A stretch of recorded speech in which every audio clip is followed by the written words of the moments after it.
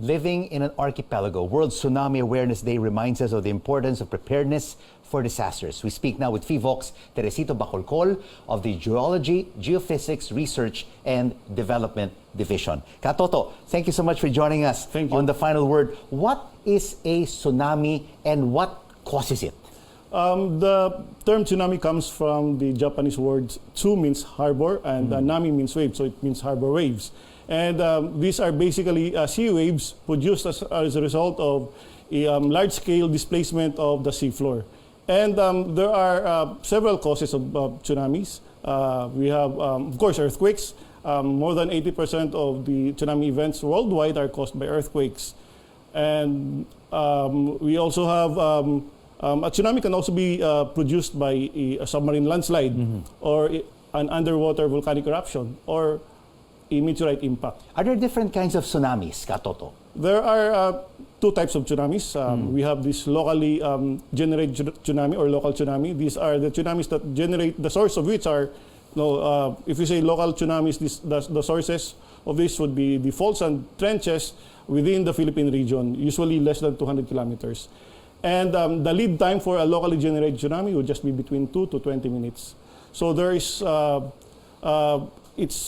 there may not be enough time for the to issue a warning on a national level for a locally generated tsunami. That's the reason why people living on the coastlines should be aware of the natural signs of an impending tsunami. And then the second type of tsunami would be the far-field tsunami. These are, of course, the sources of which would be from the trenches and faults outside of the Philippine region. So because right now, the Philippines is an archipelago, we're surrounded by water. So at any moment, any part of the Philippines near the coastline could be hit by a tsunami if there is a major earthquake. Yes, that's right, because we have many tsunami generators, earthquake generators in the Philippines, and these generators may also produce tsunamis. We have on the eastern side, we have the East Luzon Trough and the Philippine Trench.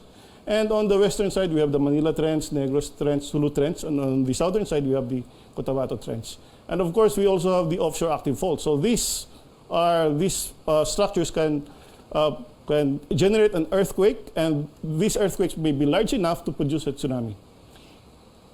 Katoto, what was the biggest tsunami to hit the Philippines in its history?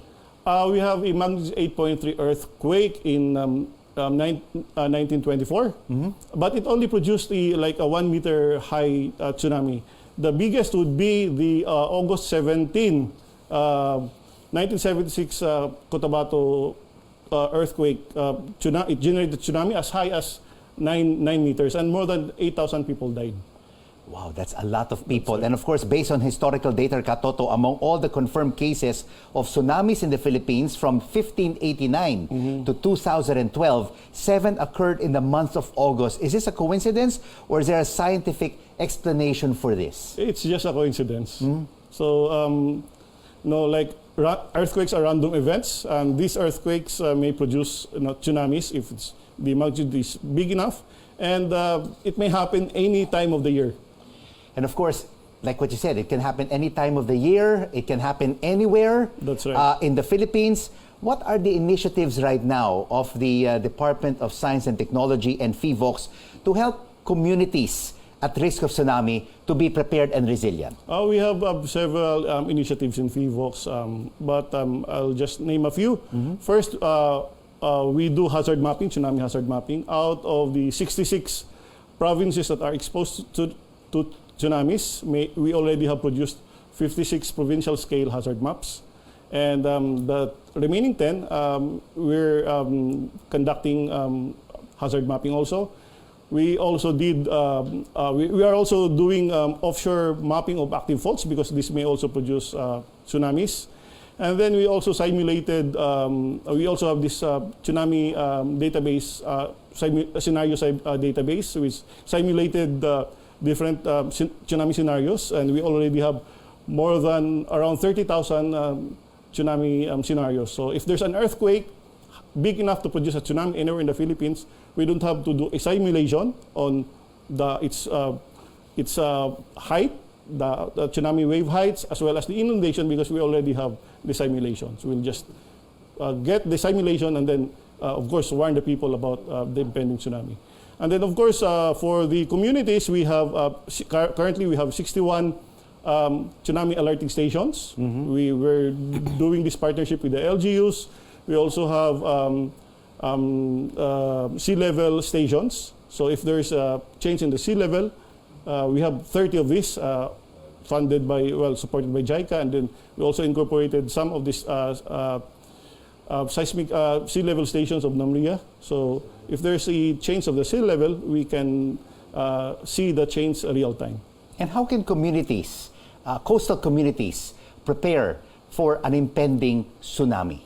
Okay, so for the people living in the coastal communities, they should know the natural signs of an impending tsunami.